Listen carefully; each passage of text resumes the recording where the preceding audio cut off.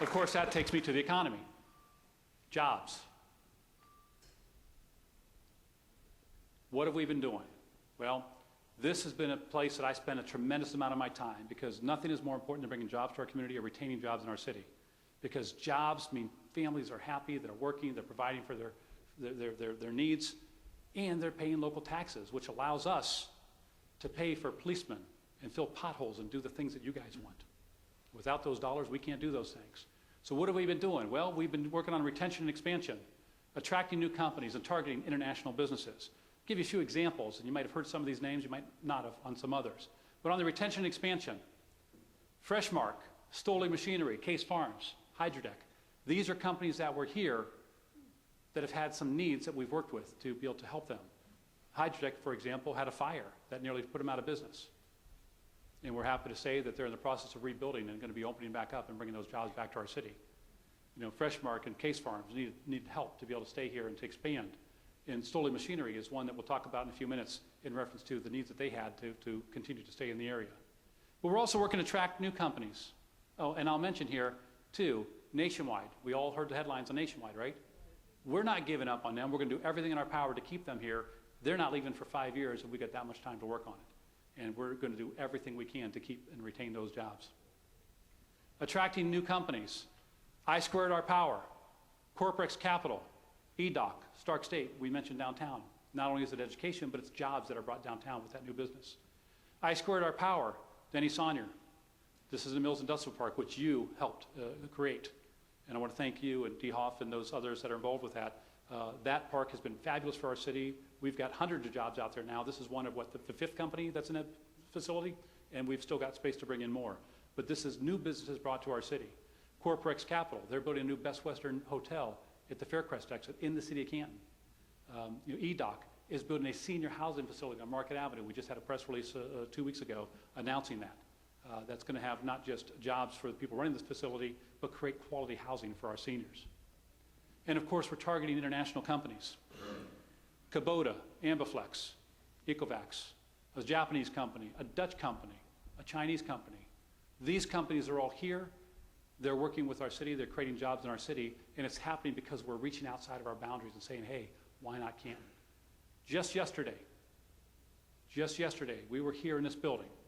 Myself, with Denny Saunier and the Chamber, and members from the Chamber, members from Team NEO, Northeast Ohio's economic development arm for the state of Ohio, the U.S. Department of Commerce, folks that I met in China.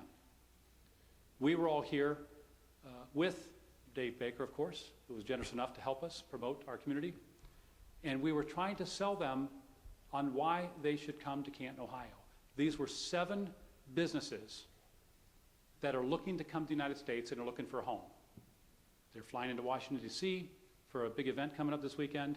And while here, they're stopping at different places. And we got them to stop in Canton, Ohio. And they're going to Detroit and Chicago and California, and then they're going back to D.C. But we got them to stop here and say, hey, why not consider Canton, Ohio? And if we can convince even one of them to plant the flag here, we're going to create more jobs. But those are new businesses that are happening out there, folks, and we got to go after them, and that's exactly what we're doing. We're also working, as I mentioned, with partnerships, and I talked about Stark Development Board and the Regional Chamber of Commerce and Team NEO, people that were working recently on these programs.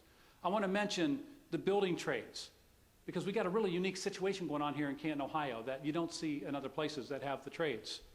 And of course, Arts and Stark, who's been an unbelievable partner for us in reference to helping us grow our city and our downtown and making Canton a livable city.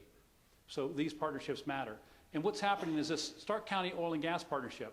This is a collaboration between business and labor and government who've come together here in Canton and said, we all know that the oil and gas industry is important to us, and we want to attract those companies and those jobs and those projects. And so collectively, we're working to promote our area. Business and labor side by side with government as a collaboration to promote our area. That makes us unique. That makes us attractive. And because of that, we've brought in dozens of new companies that are directly related to the oil and gas industry that's helping create jobs in our community. We also have partnerships surrounding our city borders with Jackson Township, Plain Township, Canton Township, and Perry. I mentioned Stoley earlier. The reason I mentioned them, they were an existing company. we actually worked with Jackson Township and created a JED to keep them in this area. And together, Jackson Township and Canton both benefits from that. And again, council supported that because we needed to make that happen, or else we'd have lost those jobs. And so working with JEDs and CEDAs in partnerships that we have with these surrounding areas, many times when I'm talking to these companies, they say, hey, I need a piece of land, or I need a building, and that land or that building isn't available in the city of Canton. But I know where one is in Jackson Township or in Plain Township or in Perry. And I can take that company and say, hey, don't leave my city. I've got something for you. And I knock on their door and say, hey, let's work together because we can bring this company here, and it creates jobs and opportunity for a whole region. And that regional approach is what's really helping, not just Canton, but all Stark County. We're working on these projects. We're dealing with the YMCA. Is back downtown. They were gone for years. They are back downtown. United Way is back downtown. Stark State has a downtown campus. We got a brewery company downtown, folks. Unbelievable. I mean, how cool is that? You know, we've got this Market Square project that's at the very early stages, but again, it's about hope for the future. And of course, the Anesta Hotel. This building sat empty for 40 years, and today, not only are people living in there, families are living in there, but if you have interest in moving in that facility, you better hurry because there's only 2 units left. 2 units left.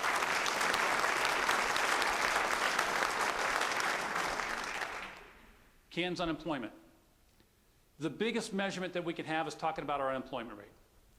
And of course, people say, yeah, well, sometimes it goes down because folks stop looking. Well, I can tell you for a fact, this chart reflects reality. Because when you look at the one end, January 10th, unemployment was at 15%. Remember I showed you our income tax collected was at an all-time low?